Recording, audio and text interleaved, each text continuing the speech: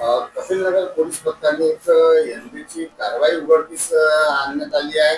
त्याच्यामध्ये कितीचा मुद्देमाल आहे, किती एमडी सापडली आहे, कोण आरोपी होते आणि काय विक्रीसाठी आणत होते की सेवन करायसाठी, काय सांगाल? जय हिंद. संपूर्ण नागपूर शहरामध्ये आमचे honourable CP doctor Ravindra Kumar single sir यांच्या संकल्पनेतून ऑपरेशन थंडर ही मोहीम राबविण्यात येत आहे. त्या अनुषंगाने आज आमच्या DB पथकाला एक गोपनीय माहिती मिळाली की आरोपी फैजान अहमद सगीर अहमद आणि मोहम्मद सलमान अन्सारी असे दोन्ही आरोपी हे MDची विक्री करता कामगार नगर जिल्हा परिषद शाळा ग्राउंड इथे ते येणार आहेत अशी माहिती मिळाल्याने आम्ही तिथे सापळा रचला होता.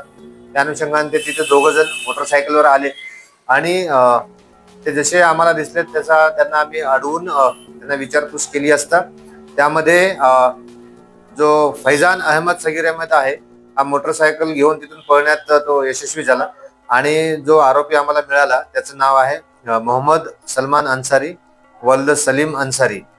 हा उप्पलवाडी SRA कॉलनीमध्ये राहतो.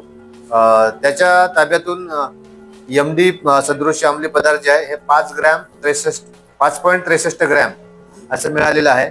त्याची किंमत 56,300 आणि त्याच्याकडे असलेला एक मोबाईल आम्ही जप्त केलेला आहे. असा एकूण 57,300 असा मुद्देमाल जप्त करून गुन्हा दाखल केलेला आहे. सदरच्या आरोपीला आम्ही ताब्यात घेतला असून आता त्याची सखोल चौकशी आम्ही करणार आहोत आणि हा जो फरार आरोपी आहे फैजान याचा पण आम्ही कसून शोध घेणार आहोत.